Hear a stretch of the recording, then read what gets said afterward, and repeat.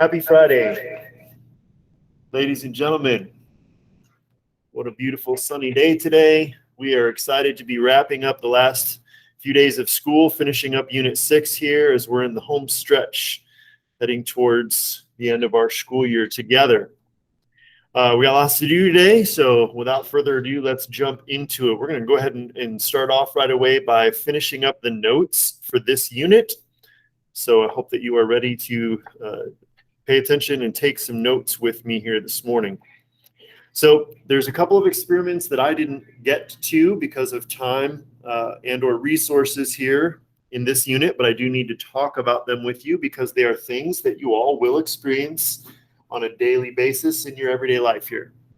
So this experiment 6.6 was dealing with particular food products that are high in lipids and the importance of storing them correctly so that we prevent rancidity. Okay, and so that's what this experiment would have looked at. So during storage, lipids, foods that are high in lipids will develop, weird odors, weird flavors, that kind of thing. And it's a result of those lipids going bad. Again, the chemical changes that occur in the structure of those lipids. And that is called oxidation or rancidity. And we tend to refer to it more as rancidity than oxidation because there are actually multiple types of rancidity, and oxidation is only one of them. So the two different types are called enzymatic and oxidative. All right. Enzymatic rancidity, if you will recall, to kind of help you understand what this is all about, if you'll kind of go back in your mind to the Jell-O lab that we did. If you remember, we made some Jell-O. You guys watched videos of this. We made some Jell-O, and we had one container of just plain old Jell-O, and it's set up as you would expect it to because it's Jell-O. And then we had two other containers of Jell-O, both of them containing kiwi. In one, we just cut the kiwi up and added it to the Jell-O while it was still liquid before it had a chance to solidify. And it never did solidify. The other one, we blanched that kiwi, put it in hot water for just a minute, literally, and then submerged it in ice cold water to stop the cooking process and cool it down. And then we added that to the third bowl of liquid Jell-O, and that one's set up just fine. So what we learned from that experiment was that there are enzymes inside of kiwis that prevent the gelation of the proteins in Jell-O. Okay, so it had to do with enzymes. In a similar fashion, really different, but in a similar way, there are enzymes in particular foods that will cause rancidity in foods containing lipids. Okay, and so one of the very common foods that have these types of enzymes in them are soybeans. So soybeans will interact with lipids, generally speaking, oils, okay, peanut oil, sunflower seed oil, these kinds of oils. And it will cause those lipids to undergo chemical change, whereby they turn rancid, and that means that we get bad odors and bad flavors from them. Generally, not a good idea. The other end of the spectrum is oxidative rancidity, where the same chemical processes are occurring, only it's occurring because of just simply exposure to oxygen in the air, or oxygen plus heat or light or some of these other things. So let's take a look at this. These are some of the factors that will affect rancidity in foods, okay? So number one, the degree of unsaturation of our lipid. If you'll recall, we've got saturated lipids, which are those that contain only single bonds. In other words, they have as many hydrogens around them as they possibly can. And those things tend to have, high melting points, low smoke points. So we're talking butter, coconut oil, those kinds of things. Then you've got your mono and polyunsaturated fats or oils. And those things have the carbon-carbon double bonds. So a lot of times what will happen is wherever those carbon-carbon double bonds are, those double bonds will end up breaking because of either the oxidation or the enzymatic, and we'll get those chemical changes that occur, and that makes the food go rancid, smells bad, tastes bad, that kind of thing. So anything that's got mono and particularly polyunsaturated carbon chains in there, those things tend to go bad relatively quickly. As I mentioned, of course, oxygen is another cause besides just the enzyme, but exposure to oxygen can cause rancidity to occur. So, of course, we want to store foods in such a way to try to avoid these things. Heat and light are also causes. Metal can increase the rate of rancidity, and so can moisture. So here are some things that we can do to try to slow down rancidity. First of all, if you store sensitive foods in a dark place, because again, light can cause rancidity, can increase the rate at which things go bad. Also, these two go together, but reducing the exposure of sensitive foods to direct sunlight. Okay, so if you have something that's got a high concentration of fats or oils in them, don't leave them on the counter where the sun's shining in through the kitchen window, that kind of thing. Using special packaging materials can also help. And that can really look a couple of different ways. Number one, you can purchase containers that are not clear or see-through, that are opaque and dark colored. That can slow down because they're not going to let the light in. Also, for special packaging, you can use the idea of vacuum sealing. In other words, we're preventing the materials from any exposure to oxygen. If they are not exposed to oxygen, that oxidative rancidity cannot occur. So if you've ever experienced or seen foods that are vacuum sealed, well, one of the reasons that they're vacuum sealed is to prevent rancidity from occurring as quickly. Okay. Keeping sensitive foods away from heat sources. Again, not storing something right next to the oven or in at my house, for example, we have a pantry that actually is kind of a part of the garage, and so the garage has more temperature fluctuations than our house does. So, it will be a better idea to store our fats and oils not in that particular pantry, but in a different cupboard, just trying to help you guys understand some ideas. Okay. Keeping a consistent temperature could include things like storing things in the refrigerator. That's going to lower the temperature, keep a consistent temperature, and so that might slow down the process of rancidity. That being said, you have to be careful because, as we mentioned a moment ago, moisture can cause rancidity as well. And there are places in the refrigerator that are more moist than others, particularly those drawers that have those crisper drawers where you're storing things like lettuce and whatnot. Sometimes there's more moisture in those areas, especially some of those drawers will have little controls on them where you can increase or decrease humidity. So you want to watch out for those kinds of things. Reducing the environmental oxygen, again, that's keeping things in containers that are sealed from the outside air, whether that be simply something like a Tupperware container or, again, using vacuum packaging. Anything like that would help. Metals tend to increase rancidity, so we generally tend to not store things that have a high fat or oil concentration in them in metal containers. You just generally don't do that, and that's part of the reason why.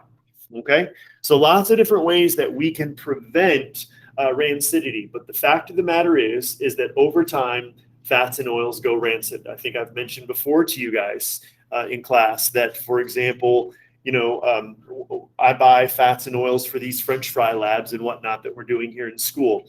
And I'm not going to teach this class in the fall. I won't teach it again until next spring. So most of the time when I go in the cupboard, and I do keep my fats and oils in a cupboard in my storage room back here that's sealed up, and so it's not exposed to light, and I keep the containers closed tightly. But still, in that year time frame, most of the oils have gone rancid, and I cannot continue to use them, a year from now. So the last thing that we're going to talk about here with this chapter on fats and oils deals with chocolate. And if you guys are like me, once in a while, most people enjoy some good chocolate.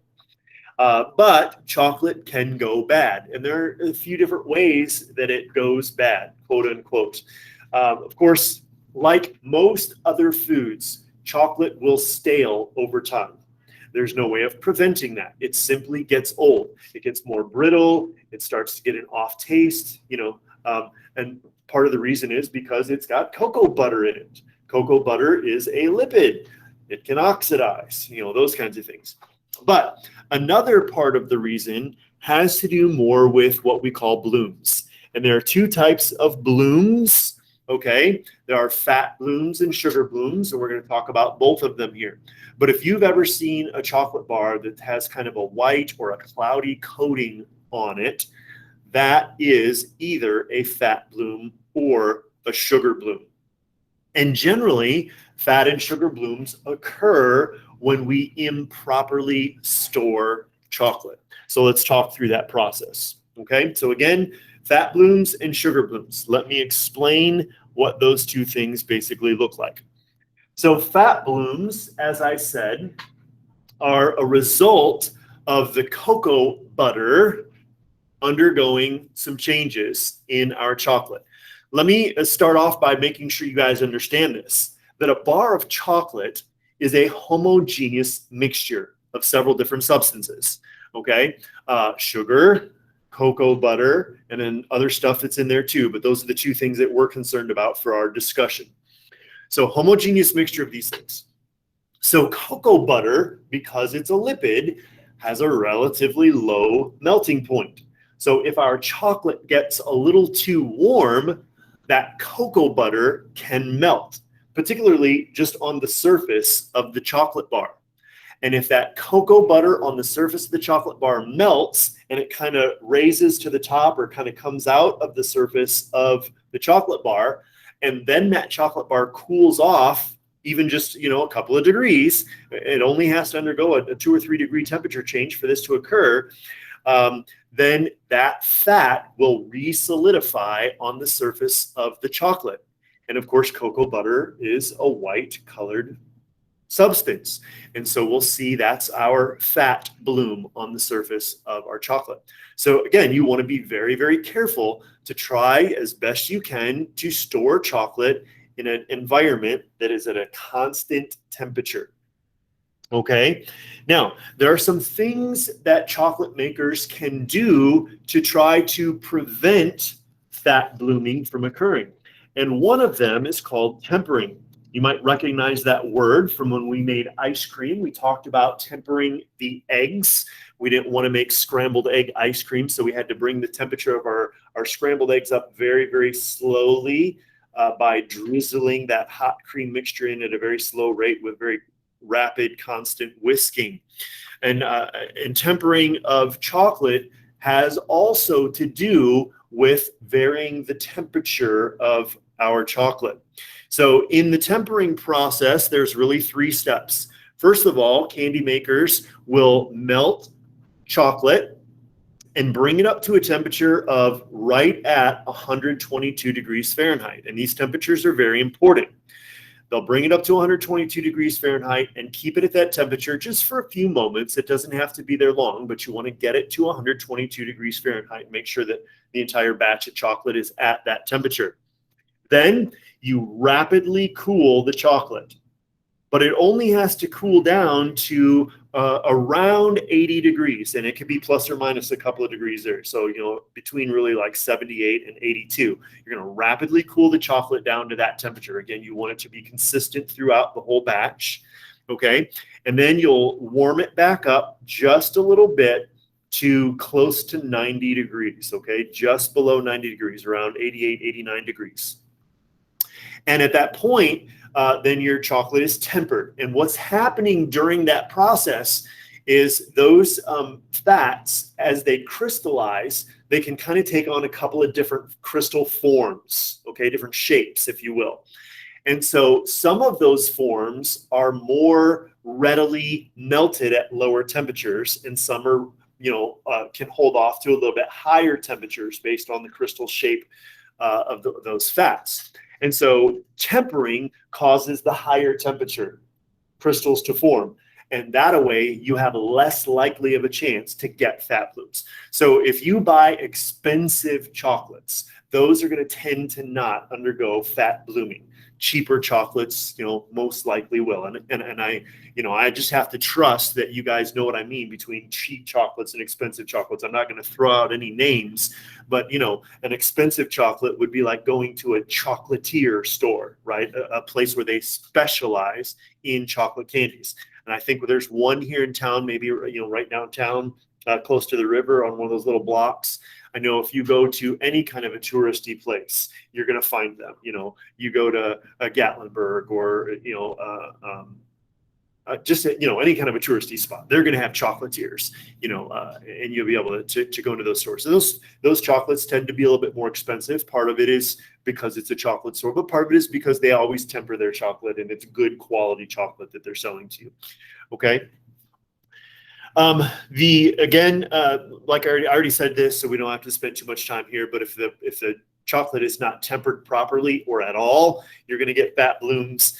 If the temperature gets too high in your storage, or if you just have significant storage fluctuation temperatures, you're going to get fat blooms. Okay. Sugar blooms, on the other hand, happen for an entirely different reason, but they look very similar. It's kind of hard to tell the difference between a fat bloom and a sugar bloom in chocolate. But sugar blooms occur because, again, on the surface of the chocolate, there's that sugar that's there that we don't see because it's a homogeneous mixture. But if the chocolate gets wet at all, then that sugar will dissolve on the surface into the water.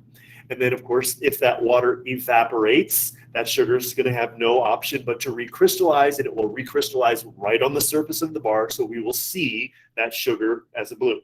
Okay, so now how does that happen? Well, I was talking to my other students and asking them to raise their hands and things like that. And of course, I really can't see you all, but many people in all of my classes today have raised their hand when I've asked, do you ever put your candy in the freezer or refrigerator for kind of just a treat, something different? I particularly like Reese's peanut butter cups that are, in the freezer. Again, I don't know that it really makes them taste any different, but it's a different texture. It's kind of fun, So the problem comes when you have chocolate that's either refrigerated or frozen, and then you take it out and you don't eat it right away. If it sits on the counter and there's any humidity in the air, moisture in the air, of course, that moisture is going to condense on that cold chocolate. And so as we have condensed moisture on that chocolate, it's going to dissolve the sugar. And then as that moisture then evaporates back into the air, as the chocolate warms up, we get that sugar bloom. Now, just as a side note, as consumers, we tend to not like the look of chocolate if it's got a fat or a sugar bloom on it. It doesn't look appealing anymore because that's not what chocolate is supposed to look like, right? So, it's your choice. You may or may not want to eat it. If you know that chocolate is still fresh, I'm going to submit to you that the taste of it probably won't be very different. Now, this is not true of old chocolate. And anytime you have really old chocolate, you're often going to see either fat or sugar blooms or both. Okay, when chocolate stales, it does that. And particularly part of the staling process, I think, is just repeated, temperature fluctuations and getting those things, those fat sugar blooms over and over again. So stale chocolate, of course, does not taste good. No question. If you know the chocolate's old and it doesn't look right, throw it away. Don't need it. It's not worth the calories. That's my opinion. I got to watch that stuff. I'm an old guy. I don't want to end up weighing 400 pounds because I like chocolate. So I got to be selective about it. But, if, like I said, if you know the chocolate is relatively fresh and you did, do the temperature fluctuation one time or it got a little wet one time, it might still taste okay. So I would try it and see, and I probably would end up eating it. So again, it's very important that if you buy chocolate and don't eat it right away, you want to store it at the right temperature. And that temperature is right around lower room temperature. So kind of in the mid to high 60 range, which most people I think would consider lower end of room temperature. Mid to high 60s. Okay. Obviously this is in Celsius, but I'm just helping you guys out. So mid to high 60s is a good place to store chocolate so that it doesn't undergo those blooms. And you want to try to keep that temperature consistent. Okay. Anybody need to ask me any questions?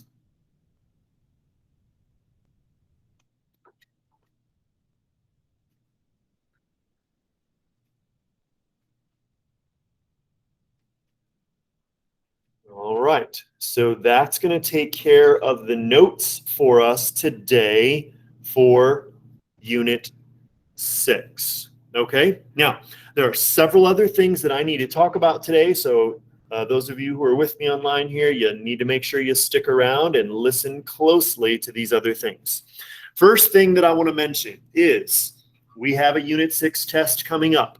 Seniors, those of you who are with me, I'm talking specifically to you. Please listen closely. My seniors, today is your last day of class, quote unquote, okay? But if you are not aware, if you're not receiving and reading the daily email from school, and I apologize that I did not think to mention this to you guys earlier because we keep hearing it on the morning announcements every day. So I just figure, everybody knows it, but I forget you guys aren't hearing the morning announcements. So seniors, your final exam, quote unquote, for us, it's just the last test, our Unit 6 test. Those are supposed to be on Monday, okay? So seniors are going to be taking all of their last tests for all their classes on Monday. So seniors, for you guys, you're just going to log on Monday, normal time, okay? And I will have posted for you guys your last test. So you will take that on Monday during class. Okay, we'll get that test graded right away on Monday so we can get your grades wrapped up and turned in by the end of the day like we're supposed to for our bosses. Yeah. And then also, you guys will probably be turning in your laptops, by Tuesday of next week or so. Unless you've already done that, and if you're still with me, then you're obviously using your own home computer or whatever, and that's fantastic. So just be aware of that. Last test for seniors is on Monday. Of course, for the rest of us, just one more time as a reminder, our last test in this class is Thursday, the 27th. We will open the meet at 8:10, answer any questions, maybe do a little quick review, and then the test will start promptly at 8:45 on Thursday, the 27th. So that's for all of my juniors, okay? As you know, yesterday we made lemonade, and we did that all day long in my different classes, and we had different ingredients in the different classes. So we are going to be testing and sampling with students around the building today those various lemonades. We're doing what are called blind taste tests, and we're collecting data. So we will be compiling that data, and on Monday then, as a class, minus the seniors, of course, all of us juniors and the rest of us, we will be analyzing that lemonade data together on Monday. So that lab is kind of on pause while we do our sampling today throughout the school building. Okay? So hold on to that lemonade lab. We will continue working on it on Monday. I also need to remind everybody in the sound of my voice that today is absolutely the last day for any late work, okay? And that includes work for this unit. So all of the labs that we've been doing here in Unit 6, that includes like the Mayo lab, Smoke Point lab, the 2 French fry labs, all of those labs, all of them must be turned in today, plus any other late work that you want to get in, whatever it is, has to be turned in no later than the end of the day today. If it's not turned in today, we will not grade it. Period. End of story. That's it. Okay, so please make sure you're aware of that. Included in those things that need, oh, hold on here. Yeah, well, obviously, Michael, we can't do the lemonade lab because we're not going to finish that until Monday. So no, that's not a part of our list. There are several things that you will still turn in next week. Okay, I'm talking about just things that we've already completed, and any late work and any labs that we've already completed. And so we haven't completed the lemonade lab, so no, we will not turn that in until next week. And then there's a couple of other assignments that you guys are going to get on Monday and Tuesday. So we'll still be grading stuff next week, and you'll still be required to turn in stuff next week. I'm just talking about things that we have already completed. Everything that we have done must be turned in by today. Okay. Part of that includes, we have some online reviews that we've posted over the last couple of days. There's a vocabulary review for this unit that I believe we posted on like Tuesday or something like that. And then there's also just a kind of another study guide type of review that I think we posted yesterday.